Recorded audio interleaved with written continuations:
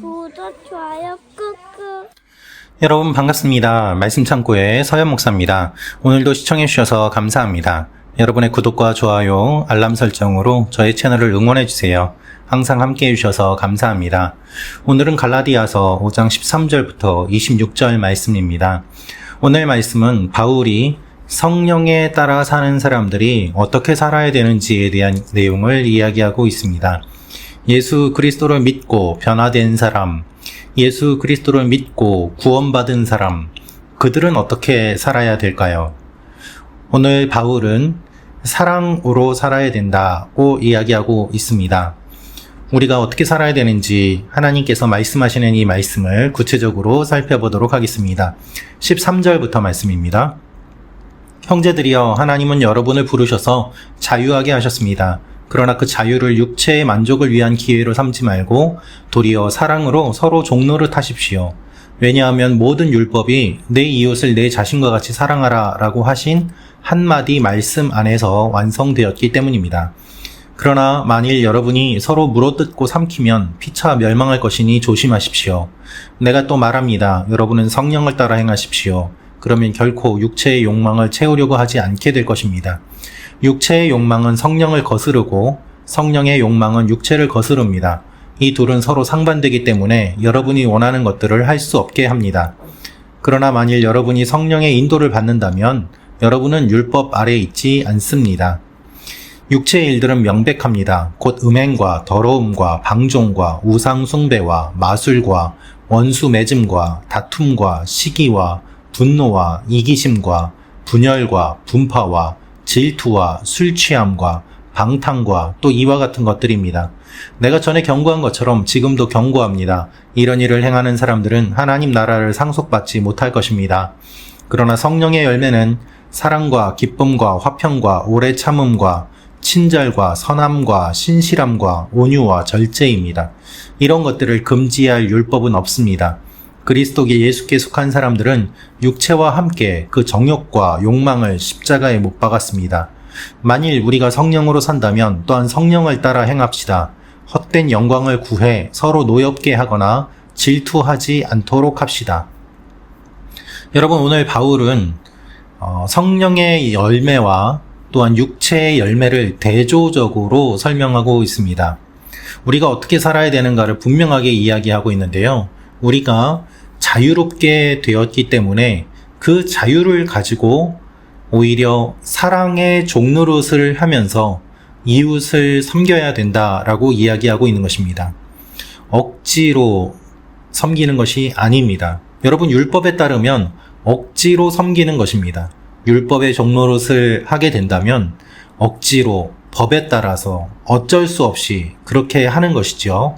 그러나 사랑의 열매를 맺게 되면, 성령에 따라 살게 되면 바로 자발적으로 이 일들을 하게 됩니다.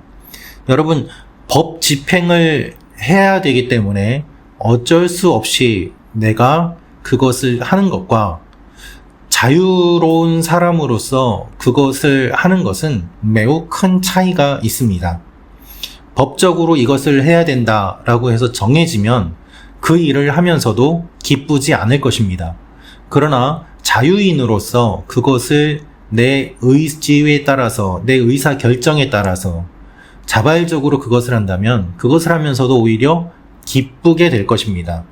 바울은 그 이야기를 하고 있습니다. 예수 그리스도께서 여러분을 자유롭게 하셨습니다. 그런데 그 자유를 가지고 육체의 만족을 위한 기회로 삼지 마십시오. 왜냐하면 육체의 만족을 위한 기회로 삼으면 다시 율법의 종이 되고 다시 여러분들이 과거로 돌아가는 것이고 예수 그리스도께서 자유롭게 하신 그 의미가 퇴색되기 때문입니다. 라는 것입니다. 바울이 이야기하는 것은 사랑으로 종노릇 하라는 것입니다. 여러분, 예수님이 우리를 구원해 주신 이유가 무엇입니까? 우리가 예수 믿고 천국 가라고요? 그럴 수도 있죠. 그러나 하나님께서 원하시는 것은 그 정도 수준이 아닙니다. 사랑으로 서로 종노릇 하면 자연히 천국에 가게 됩니다. 그렇지 않겠습니까? 천국 갈 사람은 이 땅에서 서로 싸우고 시기하고 질투하고 원망하는데 예수 믿었다고 해서 천국에 갑니까? 그것이 아니라는 것이죠. 예수 믿었다는 것은 그것은 잘못 알고 있는 것이다. 이 이야기를 바울이 하고 있습니다. 바울은 분명하게 이야기합니다.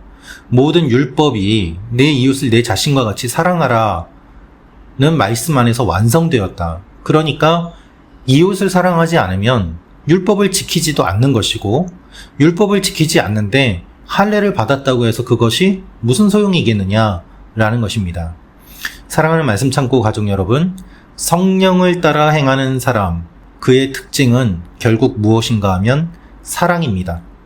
구원받은 사람, 그의 특징은 무엇인가 하면 사랑입니다. 바울은 이야기합니다. 육체의 욕망을 따라 사는 것이 아니라 하나님께서 원하시는 삶을 사는 것이 진정한 구원받은 사람의 삶의 모습입니다. 서로 물어뜯고 삼키면 피차 멸망합니다. 라고 말이죠. 여러분, 싸우는 교회가 얼마나 많이 있습니까? 참 슬픈 일입니다. 왜 교회 안에서 싸웁니까? 싸우는 사람들은 정의를 이야기합니다. 내 말이 옳다는 것이죠.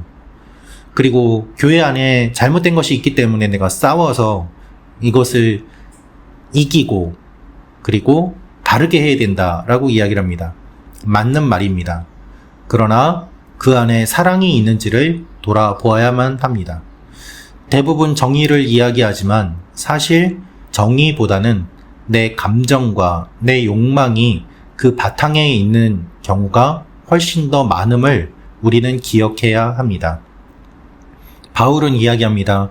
육체의 욕망은 성령을 거스르고 성령의 욕망은 육체를 거스릅니다. 그래서 서로 상반되기 때문에 원하는 것들을 못하게 합니다. 우리 속에서 항상 이 갈등이 있는 것이죠. 내 속에 성령의 욕망과 육체의 욕망이 서로 싸웁니다. 그리고 교회 안에 성령의 일과 육체의 일이 서로 싸웁니다. 이 일들이 일어나면서 우리는 갈등하게 되고 분열하게 되고 그래서 힘을 얻지 못하는 일들이 많이 있습니다. 성령 안에서 하나 되도록, 예수 그리스도 안에서 하나 되도록 우리가 기도할 필요가 있는 것이죠. 바울은 이야기합니다. 여러분이 성령의 인도를 받는다면 여러분은 율법 아래 있지 않습니다. 성령을 따라 행하는 사람은 율법을 뛰어넘는 일들을 감당하는 것입니다. 그러면서 육체의 일을 분명하게 이야기합니다.